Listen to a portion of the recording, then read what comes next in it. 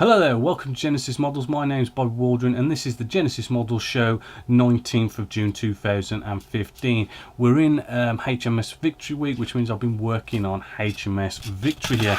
And with HMS Victory, we've got episode 9 up on the website, and basically we're starting to go through the planking, pretty much going through almost everything from bending it, nails, chamfering, you know, the whole works basically on how to do the planking here. I did also attempt, but didn't film quite yet, because I do sort of one side so I get it right and make sure it's all good, and then I'll show you the other side, basically cutting out these gun ports. And what I'm basically trying to do, what I was also trying to do was sort of an easier way of cutting out these gun ports rather than what they show you in the instructions, which is basically just use a blade and cut it out, which actually isn't easy. So I've been kind of messing around with all sorts of tools to make that job easier. So for the next HMS Victory, hopefully I'll have something nice and easy there to show you how to do that, as well as we're working up with the planks a bit more as well. Just a little mini inbox review I want to show you now, and this is basically this is a 1 in 144 scale Spitfire Mark 9C by Edard. I just thought I'd throw this in here because it's a nice little cute little kit that we'll just have a quick look at now. So here's a nice quick inbox review of Edard's Super 44 Spitfire Mark 9C, and it's a dual combo. It is 1/144 scale, which is very small, and the reason why I've decided to kind of do a quick inbox review of this, I just think it's really cool to have these tiny little Spitfires, and coming from Edard, you know, the detail is really good for something so small. So here is the box art, as you can see, rather cool. We've got markings for like 5 different Spitfires here, and we do get 2 Spitfires in this kit, which is rather cool. Jumping into the instructions, even the instructions are like miniaturized as well. Nice introduction. We've got the lovely Edard type instructions where it's nice satin, good quality paper, and in colour. And then we open this up, and there it is. There's your instructions. This one page here is all the instructions. You know, it is a relatively easy build. It's just miniaturized basically, and they look very easy to follow with, you know, you got shaded out bits of blue to show you where you know, each piece is glued, and then the rest of this booklet is basically our different markings and colour schemes. I do believe they're using the Mr. Hobby colour range as well for their call outs, as well as all the decals and how they go down. You know, nice instruction book there. Then we have the decals. Let's bring you around and bring you in. Right, here are the decals. These decals, they are made in the Czech Republic, made by Edard. But in saying that, I mean, to be honest with you, I mean, these do come close to cartographer decals. So, you know, you're not going to have really a problem with these. And as you can see, you know, they're looking all nicely colourful in registry. Even the smaller writing, you know, you can just sort of make out quite nicely. And there you go, those are the decals there. We also get, believe it or not, canopy masks for 1/144 scale, and I don't know if I can just rotate that in the light and you might just be able to see, but basically it's just really tiny cutouts, which is just absolutely sort of minute for your canopies there. And then let's have a look at the aircraft itself. Well, first off, you do get 2 Spitfires, so you know, we've got 2 sprues for the wings, 2 sprues for the fuselage, and little bits and bobs. So let's put one of these out the way. Let's have a look at the detail, the surface detail on our wing section. Right, and hopefully, as you can see, there is the wing section, the whole wingspan. We've got lovely recessed panel lines No recessed rivets, but I mean we're going such a small scale here, you probably wouldn't even like sort of see those rivets. But yeah, absolutely gorgeous surface detail for the scale that it is. And we turn it over, right, and we have our top surface detail as well. Again, absolutely looking smashing, and if it goes together like all the other Edard kits, like the 1/48 scale, absolutely sublime Mark 9C, then this is going to be a really cool kit. Next bit we have here is we've got our fuselage section. Again, lovely surface detail, just like our wing section. Up here at the the engine cowl area, we do have some recessed rivets going on up there. Even on something like this scale, we have wheels, little tiny wheels. Even the landing gear, tiny landing gear, as you can see there, absolutely, you know, teeny weeny. And you know, we got some more bits going on here. We got our propellers, a few air intakes, right. And if we turn this over, we have oh, that one's come off a bit. We have like 2 ejector pin marks in here, but we're never going to see them. There's no detail on the cockpit, but you know, this thing is like so small, you're not really going to see inside the cockpit. Because I mean, here is, just get one of these out, here is our clear parts, which is our canopy, right, and that is our tiny little canopy, which is looking absolutely beautifully crystal clear. No problems with that at all, absolutely beautifully small, right. So as you can see, you know, nice quick inbox review there. Just wanted to throw that out there of a 1/144 scale Spitfire by Edard. I think it costs about I think it was like about, I can't remember now, I think it was around about maybe £10 mark, which is a little bit expensive for, say, this scale. But this Edard kit is really cool, and you know, you do get 2 in here. So yeah, I mean, this is definitely a well recommended kit. I would love to have a go at this actually. I mean, this is something that you could whack together in like a day or 2. You could go off and you could like have, I could just imagine going off and doing some sort of you know, diorama where you've got maybe like, you know, a whole squadron of Spitfires in some sort of in-flight display. You know, and because they're so small, you can have more of them, and that is also, in a sense, you know, a nice display piece, because you've got so many of them all together in a nice sort of diorama going on there. So that does look rather cool. So hopefully you've enjoyed this, like, you know, a nice quick inbox review of something a little bit different. So there's Edard's Spitfire Mark 9C, rather cool kit. As I said in the inbox review, I really wouldn't mind just buying a load of these and do some sort of in-flight display of an entire squadron or something like that, which would be rather cool. Or even maybe get some BF 109s in there. It does sound quite cool, because I do have another video build slot coming up soon, so I'm sort of, what shall I build? But before we move along, I want to get some news out the way, a bit of some bits to put in your diary. Now, first off, the Spitfire Hurricane rapid video build will be starting next week, which is the 26th.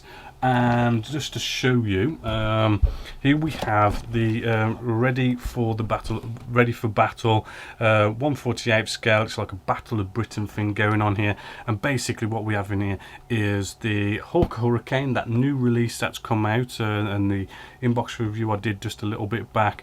But what it comes with is all these sort of ground crew and all sorts of carts and fueling tankers and all this kind of stuff. Yeah, you do get like the sort of the glue and the paints and the paintbrushes, which you know, I don't really keep them, to be honest with you. I'll give them to my daughter. But yeah, it looks like a really cool kit, and I'm calling it the Hurricane and Spitfire build because I want to also, along with potentially all that maybe ground crew, maybe doing a scenery with it, I don't know, not quite sure yet, but I want to do, as I mentioned last week, I want to do the Spitfire with this as well, which is also a new release from Airfix, so it'd be quite cool to see them side by side. I'm doing it as a rapid video build because I don't think you're really going to want me to go off and do this as a step-by-step of 2 models.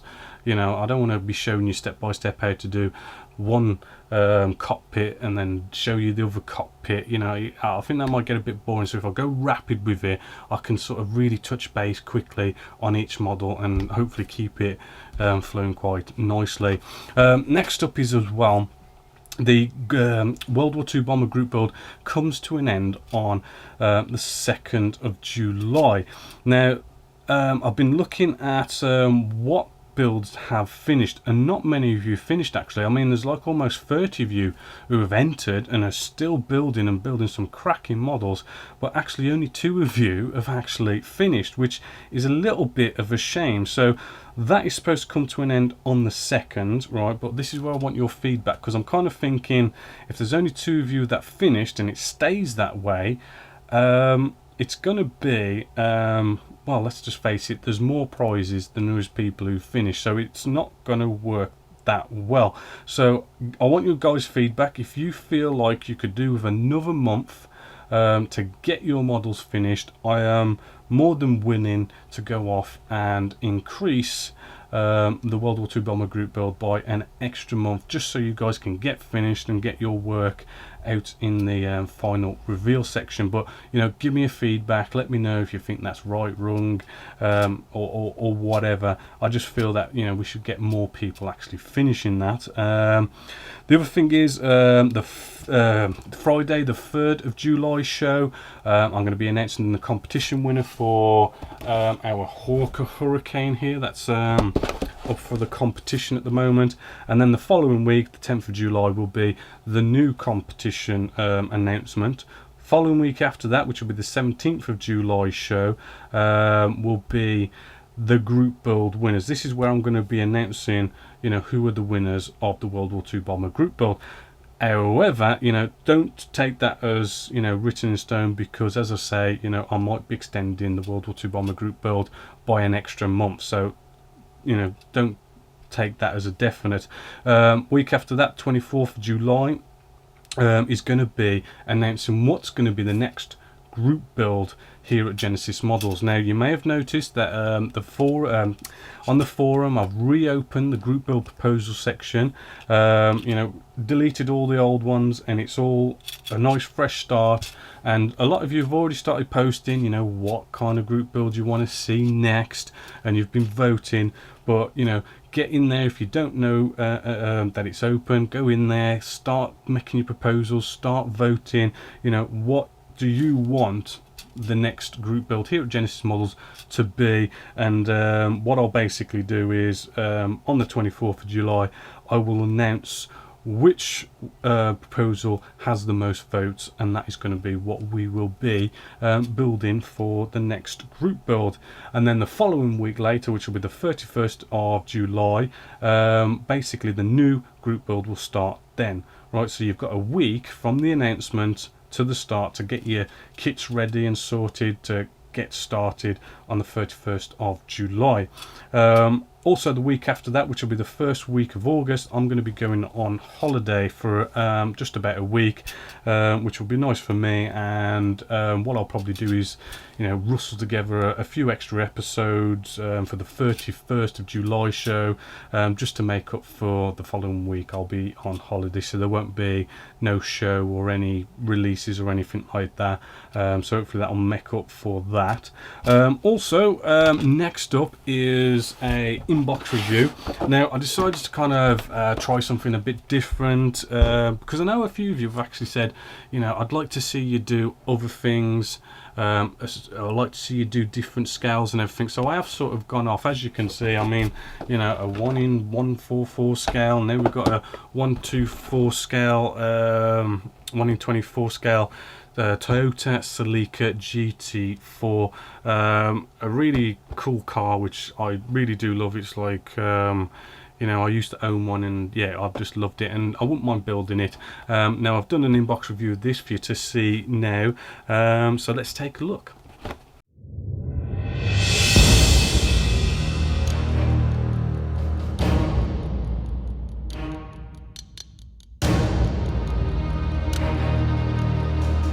Hello there, welcome to Genessis-Models. My name's Bobby Waldron, and in this video we're going to be having a inbox review of Tamiya's 124 Castrol Celica, and it's the 93 Monte Carlo Rally winner. This is very different to what I normally do here at Genessis-Models, but you know, I do like this car, and I thought I'd give it a nice inbox review. As you can see, really cool box art going on there, very kind of nice looking markings going on with the car. So there's the box. It's by Tamiya. First off, let's just jump straight in and let's have a look at the shell itself. It's a nice one-piece shell, so we haven't got to glue on doors and bonnets and spray it all differently and in different ways. You know, it's good to have these whole sort of one shell bits going on here, because we can just spray everything, you know, and gloss it up and everything, all in sort of like one piece, which is rather cool. Feeling the plastic as well, nice and important. It is feeling very, very smooth. Right, really good for getting your high gloss finishes and everything. There is just at the front, where's it gone? Just up the front there is like a little bit of a join line just here. It's a little bit raised, bit of a sanding out of that. We do have recessed areas for like doors and bonnets and all these kind of things. There is again another join line just at the back here. You can just sort of see that there. That's going to want sanding out as well, but apart from that, you know, it is looking a good bit of plastic going on here. On the inside there's no major sort of ejector pin marks, but not such a big deal on the inside. So that was like the main body there. Instructions, well, you know, typical Tamiya instructions. They're not such a big deal. It is going to get you there rather nicely. It has got call outs for the Tamiya paints and all those things as well, but it, you know, it isn't looking that hard. I mean, we've got a nice bit of detail going on the underside, as well as internal detail with all sorts of bits and bobs going on in there. Seats, dashboard. Right, yeah, looking, as you see, pretty simple.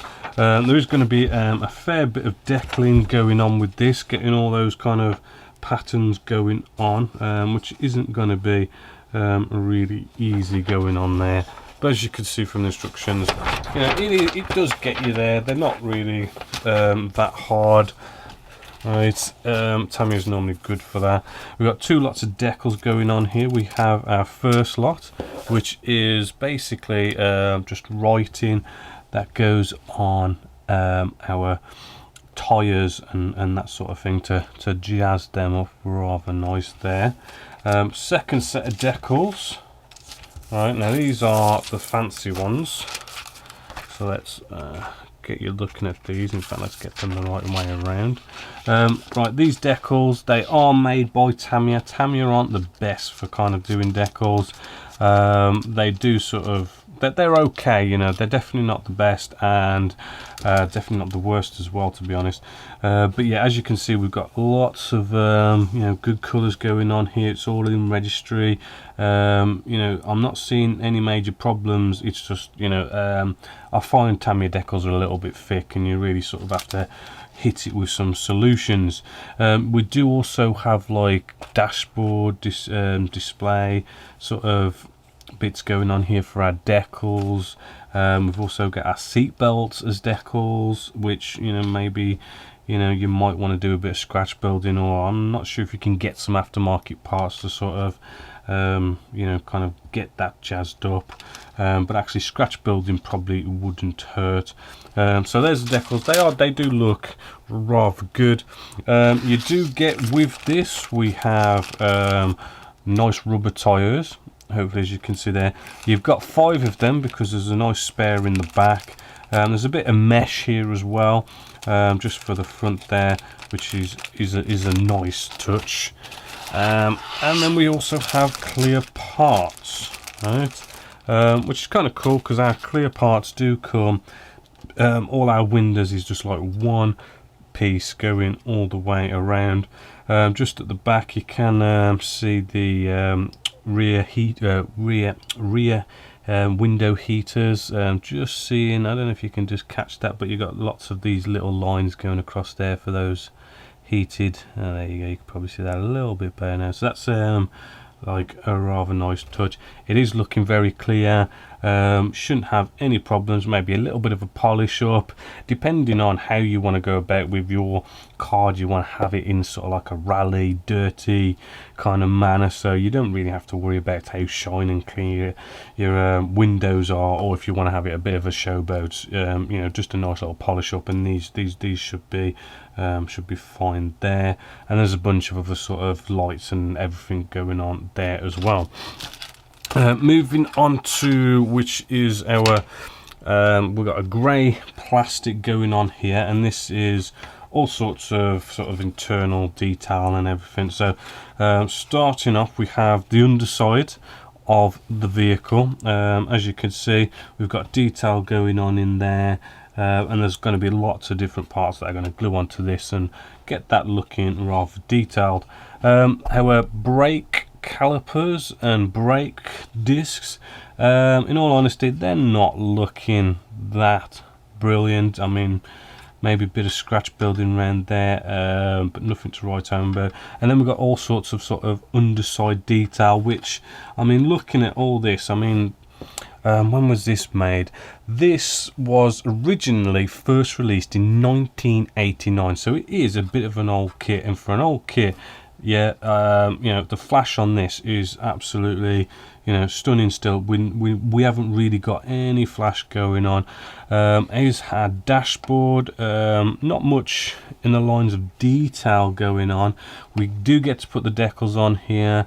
We've got our steering wheel just up here as well, you know, looking good, no flash. We have our seats. There's flash going on. Oh, there you go. We've got flash going on just inside here, which is where the seat belts would go through. You know, you probably want to cut them out and have the seat belts going through there. But yeah, I mean, the detail is looking rather detailed, rather crisp, no flash. We turn it over. We do have ejector pin marks, but actually they're not that bad at all. They're in places you're not really going to see them, apart from we do have a few in the actual the bottom of the car here, but at the same time, you know, we are going to be putting seats and all this kind of stuff inside here, which will cover up most of these ejector pin marks anyway. But you may want to get rid of 1 or 2 of them, maybe do a bit of drive fitting, see where the seats go and everything, and see what ejector pin marks need to be taken care of and which ones are going to get hidden. Then we have some two more sprues now. This has white plastic going on with this, and what we've got you know, all our roll bar stuff going on for the inside. We've got bits of suspension, you know, again looking very crisp, very detailed. We do have 5 wheels here. Ignore these wheels, right? We don't use these wheels. You know, we've got our exhaust going along here. Again, the flash is just looking almost non-existent. We've got our rear spoiler here, just bring you in, looking rather good as well. You might see like a bit of a circle thing going on there. That's just because the plastic's thin. It's not going to affect it where it gets sprayed there, you know, because this is just thin plastic. We've got our suspension here as well. The suspension, not much flash going on there. We do have ejector pin marks just sort of on this side. You might be able to just see them inside there. We've got some more over here. where you gone off camera, there we go. You've got some more ejector pin marks just there. They're very faint, and they're going to be facing inwards of the car, so we're not really going to see any of that. And then the final sprue that we have here is we've got our alloy wheels, which is the ones we're going to actually be using on this car, looking nice and detailed there. And moving along, we've got some more suspension, so I'm kind of assuming we might be using this suspension over what's on the other sprue over there. But again, turning this over, we've got a few kind of ejector pin marks just on the back. You might be able to just see 2 on there, 2 going along there, but again, that's going to be facing inwards, so we ain't really going to see it. And then we've got this cool sort of lighting system that's going to go on the front and give us like 4 nice big spotlights, also looking nicely detailed. So all in all, you know, I think this is a really cool kit, and the price of this RRP is £17.99, so it's not an expensive kit. It is an old kit, but it's definitely lasted the test of time. No flash, ejector pin marks are fine, no mold problems, the details there. Yeah, I mean, you're just not going to have any problems. The decals, I think the decals may be a little bit problematic, because there is a lot of decals with this, a lot of decals to put all around it. Tamiya aren't the best for decals, but you know, take your time with that stage and you should get there in the end. So yeah, this is definitely a nice recommended kit here at Genesis Models. So until next time, my name's Bobby Waldron, this is Genesis Models, and I hope you've enjoyed.